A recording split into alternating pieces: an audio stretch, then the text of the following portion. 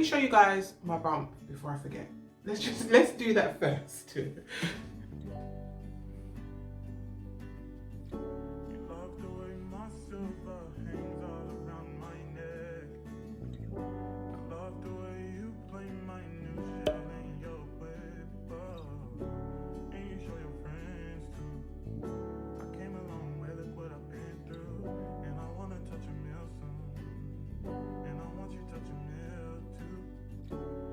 So I've got an update on my 33 to 35 week of twin pregnancy. That was my bump. You can see a lot has happened in the last couple of weeks.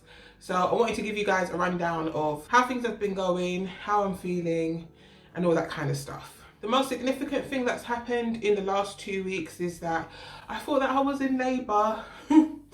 So at about 33, I think it was about 33 weeks and 5 days, I started experiencing contractions. Now, I've already got a child, so I kind of have an idea of what contractions feel like.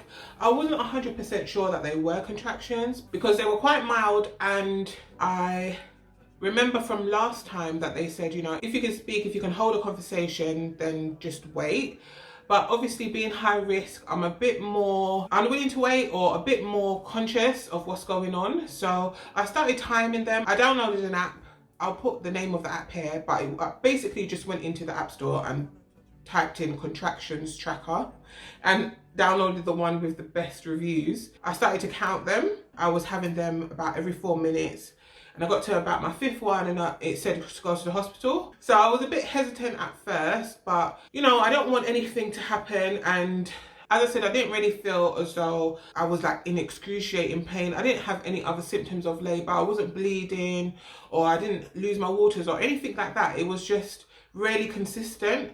And my understanding of Braxton Hicks is that they're supposed to be more spontaneous, like there shouldn't be a pattern to them. But anyway, the long story short is that I called the midwife, and the midwife said to come in. So I went into the, I think it was called the MCU, the maternity assessment unit, MAU. I went into MAU, and basically I was in there for 6 hours.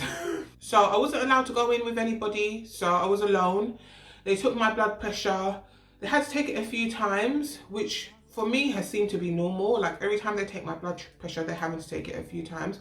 But they took my blood pressure a few times and then said it was fine. They took a urine sample, and then I had to be put on the monitors. They had to put like a band over my stomach with, I don't know what the technical word for it is, but basically it just monitors their heart rate. The midwife said because the machines that they use are so sensitive, it can take a bit of time to kind of make sure that you've got the right babies. There were a few occasions where they were like picking up my heartbeat as well. So they put it on and I had to wait for about an hour. I think I took a couple of pictures to send to my family. So if I can find them, I'll put them in here. But basically I was just in the bed, pretty uncomfortable because I'm quite tall. So my feet were like touching the end of the bed, and then you can't be sat upright. And you can't really move because when you move, it moves the monitors and then it kind of slides off the babies, and then they have to come in and do it again. So it took a bit of effort to get it in the right place. I stayed there for about an hour and a half, and then they said that they wanted to do a swab, a vaginal swab, which it wasn't very nice. It was basically like getting a smear test or like a pap smear, but they weren't able to use any lubrication, so it was pretty uncomfortable. But they basically said that if it was negative, then I definitely wasn't in labour, and if it was positive, then I could be in labour, but I couldn't be in labour. They seemed to be cautious about sending me home, which I don't mind. I'd prefer for them to be cautious than not. So they were like, if you don't mind, we're going to do this test. I'd prefer to be cautious too, so I was just like, well, fine, it's okay. So they did it and it came back negative. They basically said that I'm not in labour. I later found out that that test was to basically find out if my waters had broken. They'd asked me if my water has broken when I got there, and I told them no. So I don't know, maybe they just wanted to double check. So after that, they had to put me back on the monitors because they said that they think that they were picking up the heartbeat of one baby and not two. So they had to put me back on. They had an ultrasound machine. They brought the ultrasound machine over and scanned did an ultrasound, a mini ultrasound, to see their positioning, to make sure that they got the heart rates fine. I had to wait then for about another hour there, and I spent a bit of time waiting in the waiting room to be seen, and everything at that point was fine. Baby A was still head down, and baby B still transverse, the position that they've been in since I've been pregnant. They were still in that position. After some time, basically they just said that they felt like I was having Braxton Hicks, but that if anything were to change when I got home, that I should come straight back in. Don't wait if I started experiencing constipation, or if the contractions started to get more intense. The graph that monitored the heart rate did also monitor contractions, and it did kind of show that I was having very mild, like there was a slight wave, mild contractions, but really nothing serious. I kind of left feeling like I might be in early labor. I still feel like I might be. I feel a bit like it's downplayed, the amount of time that your body takes to get ready for labor. And I think with this pregnancy and my last, I think that I can feel like my body is preparing. For me, it was just like, oh, okay, well, my body's clearly practicing and I might be going into labor soon. So at that point, I didn't have my hospital bag packed. I had nothing at that point at 33 weeks. I was very tired, and there were a few things I had to tie up for work. So I think that was more my focus, even though I had finished. After that, I had a glucose test. Again, I had to end up attending that glucose test alone, which was fine. I was slightly concerned about how I'd feel the morning of, after stopping eating and fasting overnight. I thought I might feel lightheaded, but I actually was okay. The way that glucose tests work, for you guys who haven't ever had one before, you have to wait 2 hours, and at my hospital anyway, you can't leave. So it's just really a lot of waiting around. They take your blood, they give you a sugary drink, and then they tell you to go and sit down and wait for 2 hours. So we kind of had an agreement that I'd go, and if at any point I felt like I wouldn't be able to drive, that he would just come and pick me up, and we'd go and pick up my car a bit later. Everything was okay. It was uncomfortable just because my stomach is quite big, and sitting still for a long period of time is not really what you want to do if you're not lying down when you're this pregnant. So it was okay. I've spent a lot of my life very scared of injections. So I usually feel quite anxious when it's time to have injections, but at this point I've had so many that I'm just like, okay, just do whatever. I don't look, I just kind of give them my arm and turn my head and just like, okay, fine, whatever. And I haven't heard back. And here, if you don't hear back, that's a good sign. So I think my blood sugar levels are okay. And then I also have had an ultrasound, another ultrasound. And this ultrasound was a little bit more eventful than some of my other ultrasounds have been. So it turns out that baby A has turned breech. So that really made me a bit sad. They're now head to head. So if this is like the top of my stomach, there's a baby here with his feet this way, and a baby here with his feet this way, and bum here.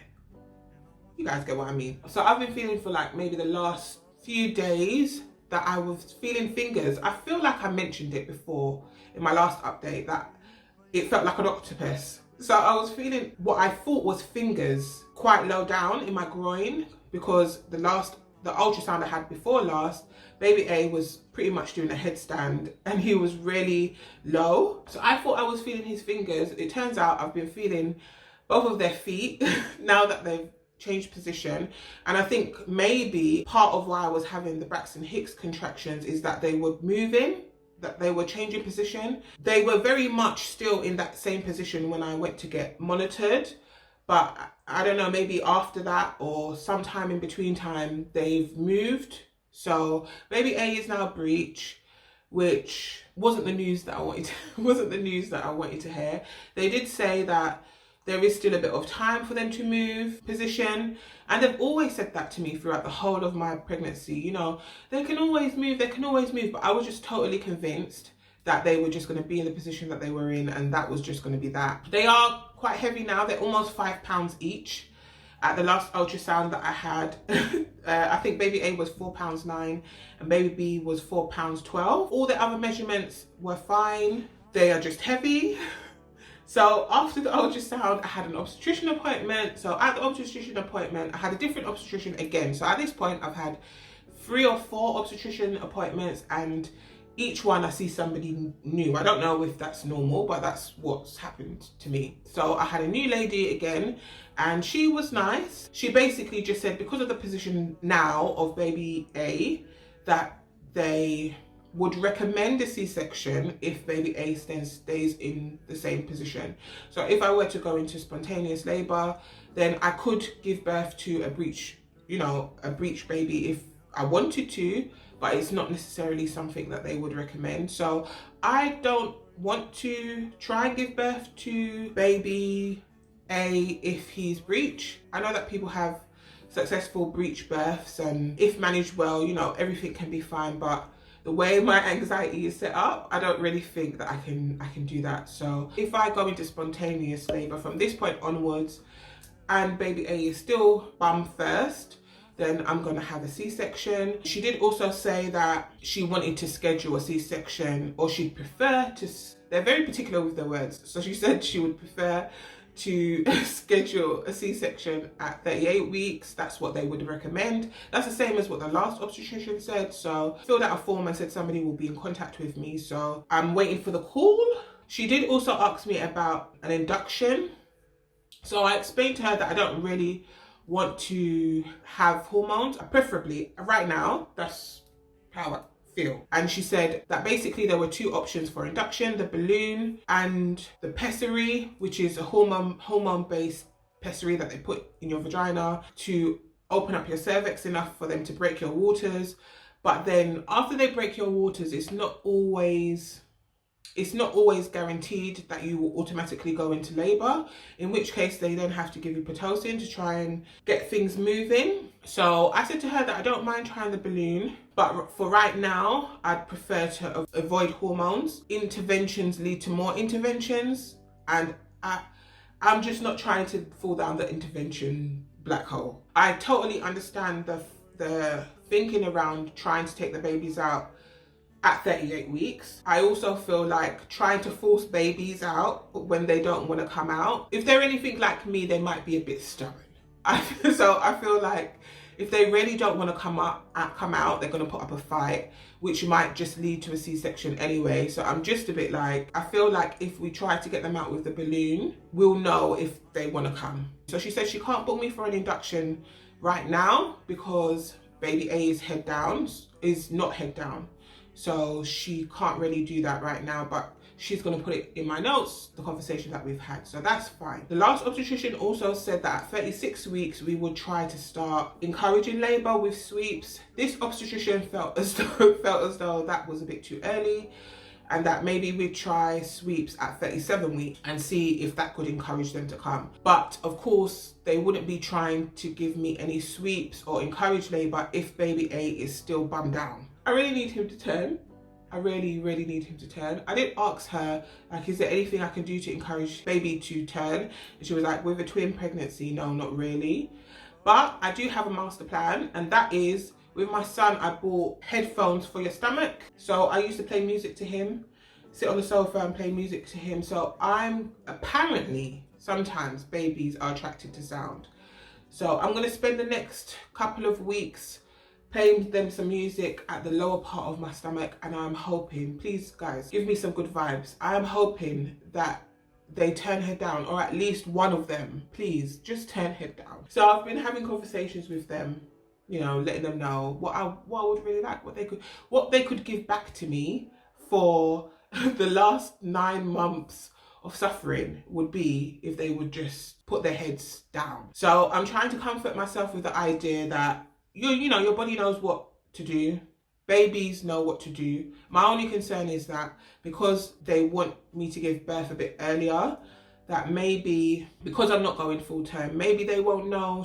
Maybe it's too early for them to be getting those signals that they need to turn head down. I don't know. It's lots of overthinking, lots of stress around the baby's position. I do kind of feel like they've moved already, but I'm not sure how. Like the shape of my stomach has changed since my last ultrasound. So basically I have another ultrasound appointment in 2 weeks.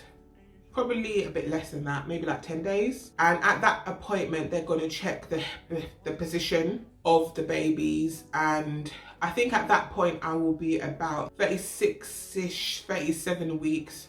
So then I would have more of an idea of whether we're going to be doing any sweeps or scheduling any induction. So I've got a couple of days or a few days to get them to move. So that is my main priority, trying to get them to move from the position that they're in at the moment. Otherwise, everything was fine. She hadn't got my glucose test results back yet, but I still haven't heard from them. And my blood pressure was fine, and there was no protein in my urine. I know last time I said I was feeling, I used the word better with caution, but I was feeling a bit better. I do kind of feel kind of the same. The last couple of days I was feeling a bit unwell, but I've learned that there are 2 things that can really make me feel unwell. Is that if I don't drink water, if I'm dehydrated or I need to poo, my life's hell. So I'm learning that I need to really think more about what I'm eating, which I think I've been doing quite a good job at, but maybe I just need to try harder because it really does affect how I feel in general. I definitely am feeling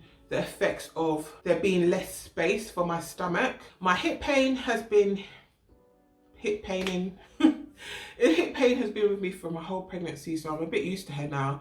But I don't have backache, which I'm grateful for. And I've been feeling heavy. The sun is also outside, so the torture that is watching my friends go out and enjoy themselves has begun. But hopefully, well, of course, I won't be in this situation for much longer, so I'm trying to take some comfort in that. Thinking I was in preterm labour kind of made me panic a bit, so I've started working on my son's room to try and make a bit more space for the boy stuff. So the house is kind of trashed. I am going to do a baby gear haul. We still haven't picked up car seats, so I'm thinking I might be able to get that done today actually. And I've ordered some personalised blankets for them because I think we've agreed at least on their first names.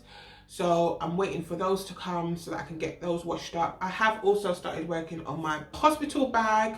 I was able to pick up some stuff from Amazon, you know, some like cesarean knickers and things like that. So if I go to the ultrasound and one of the babies are head down, I'm definitely going to start drinking like some raspberry leaf tea and dancing around the house and going for walks and stuff to try and get them out because I'm done. I think I'm done. So I'll be doing that, but that is really all dependent on their positioning. So next up, I have a midwife appointment next week, and then I have the ultrasound appointment the week after. Generally, I'm moody, but I think I've got permission to be moody. But aside from that, I'm fine. I'm feeling fairly optimistic, a bit scared about the unknown because I don't really know how things are gonna go, but trusting that everything will be fine. I do feel confident that everything will be fine, however it goes. I've actually been quite enjoying these updates to be able to like get off my chest all of the things that have been happening to me. Future me, I just want to tell you that you did a great job. I'm actually feeling quite proud of myself and I'm really excited to meet my boys. So I hope you guys have found this video helpful or enjoyable or both, and I will be back in 2 weeks should they not come in between time. Thank you so much for watching, and I will see you in my next video.